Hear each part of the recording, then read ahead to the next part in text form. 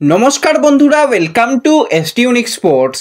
বন্ধুরা, এই ভিডিওতে আমরা কথা বলবো একদম ট্রান্সফার মার্কেটে, যেহেতু আমরা শেষ দিকে চলে এসেছি, তো শেষ দিকের লড়াই এখনও চলছে। এবছরে সবথেকে ভালো যেটা হয়েছে যে দুই প্রধান এমন কিছু প্লেয়ারকে টার্গেট করেছে, সেই নিয়ে কিন্তু দারুণ মাঠের বাইরে ডার্বির লড়াই আমরা দেখতে পেয়েছি। তো শেষের দিকেও কিন্তু সেরকমই ডার্বি চলছে। সেই ডার্বি নিয়ে একটুখানি আলোচনা তো রয়েছে, তার সাথে সাথে একজন হাই প্রোফাইল প্লেয়ার কিন্তু এবার এলো, সেই প্লেয়ারকে নিয়েও আলোচনা করার রয়েছে এই ভিডিওতে। খুবই ইন্টারেস্টিং একটা ভিডিও হবে, শুরু থেকে শেষ পর্যন্ত দেখো। আর ভিডিও ভালো লাগলে যেরকমটা রোজেরই করো, তোমরা লাইক শেয়ার করে দিও। আর যারা চ্যানেলে প্রথমবারের জন্য এসেছো, মনে করে চ্যানেলটাকে সাবস্ক্রাইব করে তার পাশের বেল আইকনটাকে অন করে রেখো, তাহলে তোমাদের প্রিয় দলের খেলার সমস্ত আপডেট তোমরা এখানে পেয়ে যাবে। তো চলো আর দেরি না করে ভিডিও শুরু করা যাক। তো প্রথমেই আমরা কিছু প্লেয়ারকে নিয়ে কথা বলি। তো প্রথম যে প্লেয়ার, সেটা হচ্ছে 30 বছর বয়সী বাঙালি ডিফেন্ডারের প্লেয়ার প্রীতম কোটাল। কেরালা ব্লাস্টার্সের সঙ্গে 2026 সাল পর্যন্ত যুক্ত রয়েছে। একটা হাই স্যালারি কিন্তু কেরালার তরফ থেকে সে পায়। কতটা গেম টাইম পেলো না পেলো সেটা পরের কথা। তো এই প্লেয়ারকে নিয়ে ট্রান্সফার মার্কেটে টানাটানি শুরু হয়েছে দুই প্রধানের মধ্যে। তো বহুদিন আগে, তখন তোমরা আনোয়ার আলীর ব্যাপারটা কেউ জানতেই না যে কি হচ্ছে না হচ্ছে।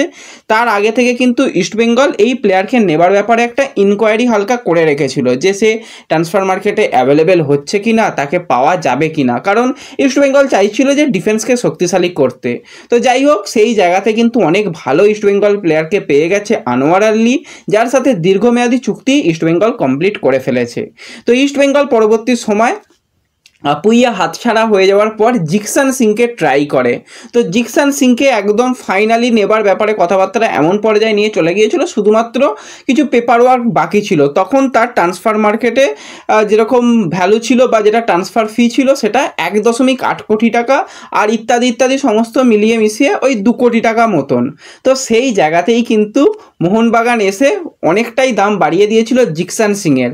তো সেক্ষেত্রে জিকসান সিংকে 3.6 কোটি টাকা, মানে যেখানে 1.8 কোটি টাকায় হয়ে যাচ্ছিল, সেখানে হাই ট্রান্সফার ফি ইন্ডিয়ান ফুটবলে কোনো প্লেয়ার, সেটা হচ্ছে জিকসান সিং, এতটা পর্যন্ত খরচা করতে হয়েছিল শুধুমাত্র মোহনবাগান এসে তার দাম বাড়িয়ে দিয়েছিল বলে। তো সেই সময় তোমাদের বলেছিলাম, মানে কিছুদিন বাদে যেরকমটা জানতে পেরেছিলাম, তোমাদের আপডেট দিয়েছিলাম। তো এক্ষেত্রে কিন্তু ইস্টবেঙ্গলও সেই কাজটাই করবে। ইস্টবেঙ্গল তো একে মোহনবাগান থেকে আনোয়ার আলীকে নিয়ে চলে এসেছে, প্রথম কাজ হয়ে গেছে। দ্বিতীয় কাজ কিন্তু ইস্টবেঙ্গলও করবে, যে প্রীতম কোটালকে তারাও যখন ট্রাই করবে তখন তার দাম বাড়াবে। কারণ একটা ইনকোয়ারি, একটা ছোটোখাটো অফার ইস্টবেঙ্গল আগেই দিয়ে রেখেছিল, তার উপরে মোহনবাগানকে অফার রিচ করাতে হয়েছে, তবেই কিন্তু সে মোহনবাগানের সঙ্গে কথাবার্তা কিছুটা শুরু করেছিল। তার পরবর্তী সময় ইস্টবেঙ্গল করেছিল কি, যদি তুমি এই প্লেয়ারের দাম রাখো যে 1.1 কোটি টাকা তার ট্রান্সফার ফি, ইস্টবেঙ্গল সেখানে পুরোপুরি একদম 2 কোটি টাকা ট্রান্সফার ফি অফার করে দিয়েছিল, নাও খেলা সামলাও। তো সেই জায়গাতে আবার মোহনবাগানকে কিন্তু অনেক রকমভাবে চেষ্টা চালিয়েছিল, যে এরকম ভাবে যদি নেওয়া যায়। একবার কেরালা চেয়েছিল যে আমরা দীপক তাংড়িকে চাইছি, তার পরিবর্তে একটা ট্রান্সফার ফি প্লাস আমরা প্রীতম কোটালকে তবে দেবো, তাছাড়া দেবো না। আর তখন মোহনবাগান বলেছিল আমরা দীপক তাংড়িকে দেবো না। পরবর্তী সময় অভিষেক সূর্যবংশী, সুমিত রাঠিকে চেয়েছিল, তারপরে কিছু ট্রান্সফার ফি, তখনও বলেছিল মোহনবাগান দেবে না। আর মোহনবাগানের যেরকম ডিফেন্সের অবস্থা তোমরা দেখতে পাচ্ছ, যে হ্যাঁ, তাদের একজন ইন্ডিয়ান ডিফেন্ডার লাগবেই। তো সেই জায়গাতেই কিন্তু আজকে মার্কাসের তরফ থেকেও যে আপডেটটা এসেছে, একদম পুরোপুরি আমরা যে আপডেটগুলো দিয়েছিলাম সেগুলো কিন্তু মার্কাস আজকে ক্লিয়ার করে দিয়েছে, যে কেরালা কিন্তু প্রীতমকে ছাড়তে গেলে একটা বিরাট বড় ট্রান্সফার ফি চেয়েছে, যেটা কিন্তু মোহনবাগান সুপার জায়েন্ট দিয়ে দিতে তাদের কোনো রকম অসুবিধা নেই। কিন্তু সমস্যা কোথায়, যে একটা স্যালারি ক্যাপ থাকে, তো সেই স্যালারি ক্যাপ কোনোভাবেই মেনটেন করা যাবে না যদি এরকম হাই ট্রান্সফার ফি দেওয়া হয়, প্লাস প্লেয়ারের স্যালারি ইত্যাদি ইত্যাদি। সেই জন্য যদি লোন ডিল হতো তাহলে সেটা মোটামুটি মেরামতি করে ফেলা যেত, কিন্তু ওখানেই সমস্যা। আর ট্রান্সফার যেটা স্যালারি ক্যাপের বাইরে দুজন প্লেয়ারকে রাখা যায়, সেখানে জেমি ম্যাকলারেন আর আপুইয়া রয়েছে। তো এই জায়গাতেই কিন্তু ইস্টবেঙ্গল একটা ভালো চাল চেলে রেখেছে। তো প্রীতম কোটালের ভবিষ্যৎ কি, সেটা কিন্তু আর মোটামুটি আজকের দিনটা তো বাদই রাখো, কালকের মধ্যেই মোটামুটি ক্লিয়ার হয়ে যাবে সে কেরালা ব্লাস্টার্স, সে মোহনবাগান নাকি ইস্টবেঙ্গলের দিকে আসতে পারে।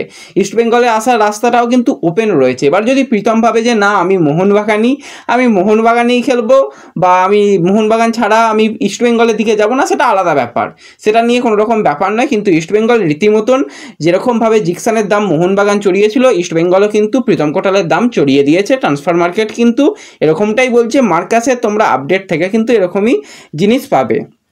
তো এটা গেল প্রীতম কোটাল। এবার আরেকটা ব্যাপার, সেটা হচ্ছে অ্যালেক্স হাজি। তো অ্যালেক্স হাজি কোন দলে যাবে সেটা পুরোপুরি নির্ভর করছে হায়দ্রাবাদের উপর, কারণ ইস্টবেঙ্গলও যেরকম অফার দিয়েছে মোহনবাগানও সেম অফার দিয়েছে। দুজনের অফার কোনো রকম অসুবিধা নেই, আমি অন্তত বলবো ইস্টবেঙ্গল আরও অনেক বেটার অফার দিয়ে রেখেছে, এটুকু বলতে পারি। কি অফার না অফার যদি ডিল ডান হয়ে যায় তখন তো পুরোপুরি তোমরা জানতে পেরে যাবে, বা তার আগেই বলে দেবো। আর যদি ডিল ডান নাও হয় তখনও বলে দেবো, কোনো রকম অসুবিধা নেই। এবার ইস্টবেঙ্গলের ডিফেন্সে অনেক ইন্ডিয়ান প্লেয়ার রয়েছে, তোমরা যদি সেন্টার ব্যাকে ভাবো তো হয়তো কিছুদিন হয়তো খেলতে পারবে না, আনোয়ার আলী নাও হতে পারে, সে খেলতেও পারে। তো সেই জায়গায় আনোয়ার আলী রয়েছে, লালচং নুঙ্গা রয়েছে, গুরসিমরাত রয়েছে, তিনজন সেন্টার ব্যাক প্লেয়ার হিসাবে।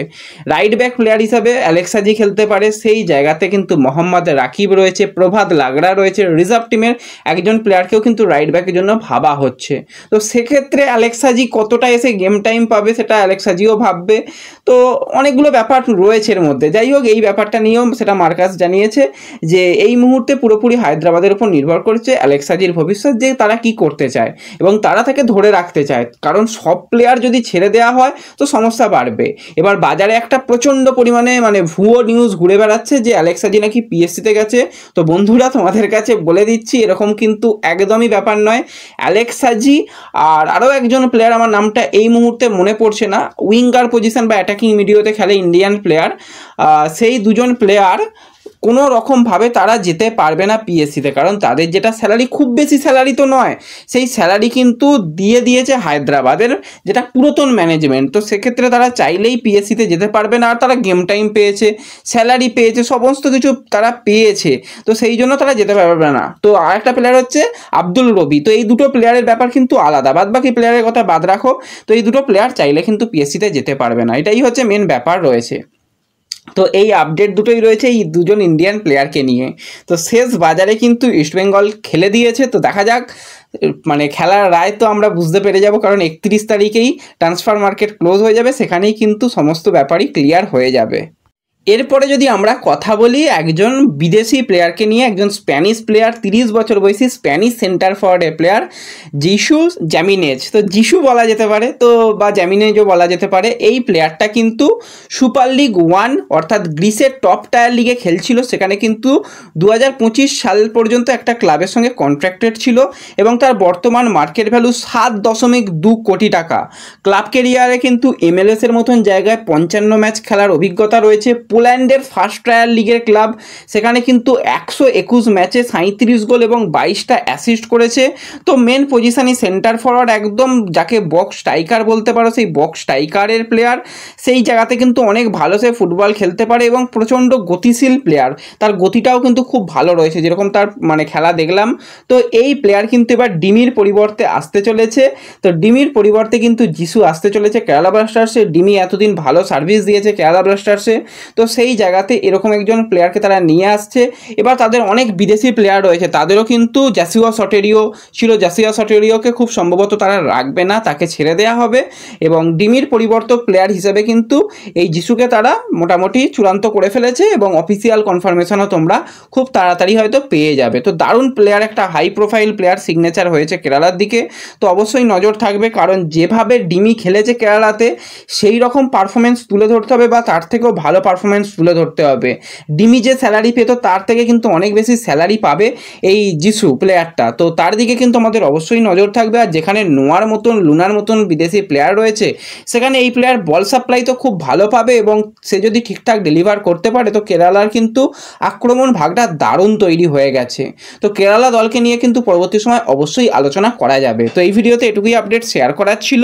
ভিডিও ভালো লাগলে লাইক শেয়ার করে দিও। তো দেখা হচ্ছে পরবর্তী ভিডিওতে, ধন্যবাদ।